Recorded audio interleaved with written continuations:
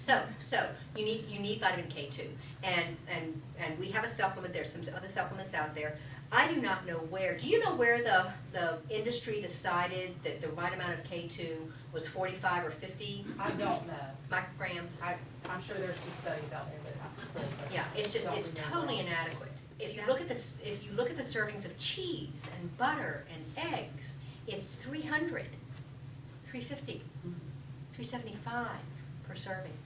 So I elected to go ahead and get a supplement that has like 550 micrograms in it. And take it daily, take it 5 days a week. It's a fat-soluble vitamin. Make certain to take it with primary digest. Make certain to take it with ox bile, or you will just poop it out. If you add the ox bile, your vitamin D level will go up because you're not absorbing all of the vitamin D right now. And you want your vitamin D level between 65 and 85 for optimal thyroid function. Whoa. Much, much higher. You ain't anywhere close. Okay, so that's K2. Okay, and this woman says that basically the K2 can go up and basically make your arteries younger. Take that calcium out of where it's staying and take it over to bone. Okay, I don't know if I buy that, but I'm testing several of my patients right now. I have patients that have calcifications in their carotids. I've got a guy who got a coronary artery calcium score that was elevated, so I've put him just on K2. And I've said, let's see what happens in a year. Kind of cool. So we'll see. Hold on for a second. Now, here's K2. So here's K2. K2 takes the calcium over to bone. Okay. What you need in bone is boron, and it's not the 2 or 3 milligrams that are in the osteo sheet that I have over there. Osteosheath is a wonderful product. It's a bone-building calcium. We also have osapan MD that's a bone-building calcium. You want calcium hydroxyapatite. That's bone-building calcium. That's the best calcium to take to build bone. And it's got a little bit of boron in it, a little bit of strontium, but not enough. So you need at least 30 milligrams of boron in a pill, or borax, okay, in the appropriate dose to build bone.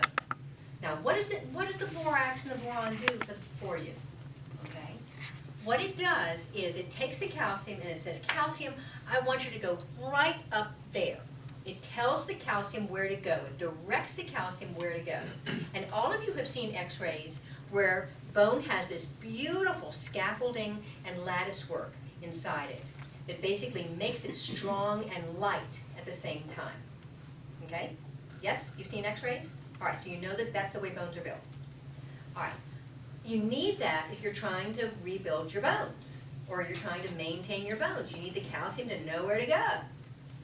If you don't have enough boron, calcium's going to get over there, and it might hang around the bone.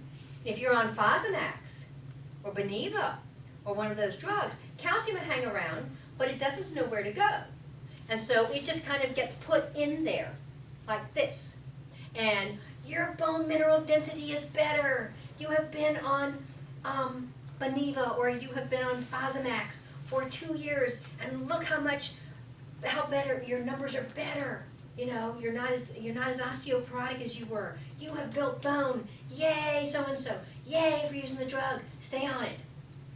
Then you break your bone. You break your femur because the bones aren't strong. You get better looking numbers, but you don't get strong bones. How do you do that? Pardon? How do you get stronger numbers if your bones have not? I said the numbers improve. That's what I'm So saying. your bone density is going up because calcium's just getting chucked in your bone, but it's not getting put in a place that allows you to build the strong bones. So if you were on, I'm not saying stop Fosamax, I'm not saying stop Beniva. If it's working for you, add some boron. And maybe that will work. I don't know. That study has not been done yet. It'd be really nice to know what these people's boron levels were. But, you know, that's a nutrient. They don't check nutrients. But they should. Borax. I mentioned borax. So, you can get some boron from me. It's 30 milligrams. Don't leave yet. This is really important. I'm almost done.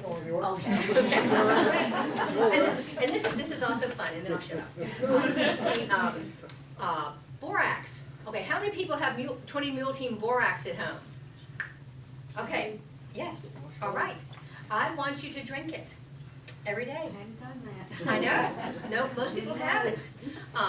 Someone much smarter than me figured out that you can take boron, but actually what you want is the activated version of boron, which is borax. Now, if you don't have time to make up this solution, and you can't remember to take it out of your refrigerator every day or every couple of days, then just get a boron pill and take 30 milligrams of boron. If you have degenerative arthritis, if you start on 30 milligrams of boron, if you have little painful knobbies, okay, that are just forming on your distal joints right here, okay, they will go away with boron. It usually takes a little bit higher dose to build bone, but you can also take borax. So you get your 20 mule team borax, and you get a teaspoon, and you get a heaping teaspoon of it, and you put it into a quart of water, and you stir it up, and you put some masking tape on the outside of it that says, "Do not drink without dilution." Without what? Do not drink without diluting. Okay.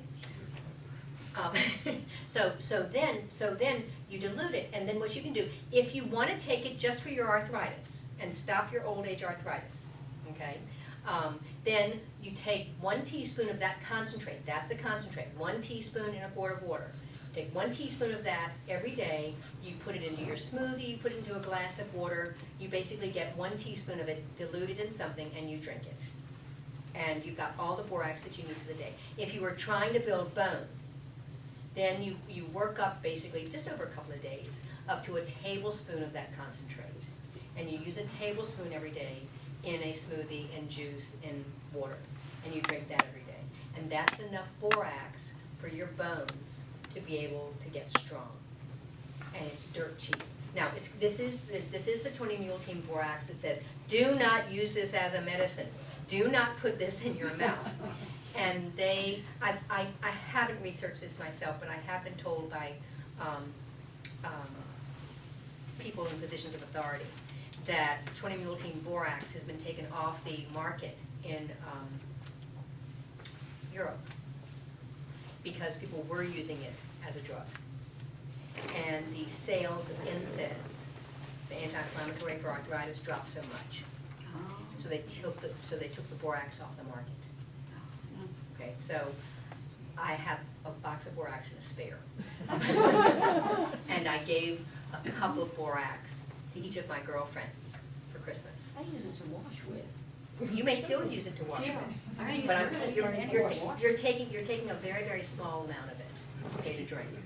Okay, now if you go out on the internet and research it, there are also protocols. Will it give you diarrhea? Pardon?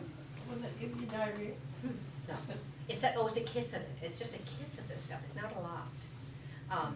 There are protocols out on the internet, and I have not tried these with any of my patients, where they take 1/8 of a teaspoon of the powder, which is a big dose. Okay, 1/8 of a teaspoon of the powder, put in a glass of water, and you take that 5 days a week. So I'm just telling you, that's out there too. If you can't remember to make the concentrate and stuff like that, and if you can't remember any of that, then buy a boron supplement, okay, and take that.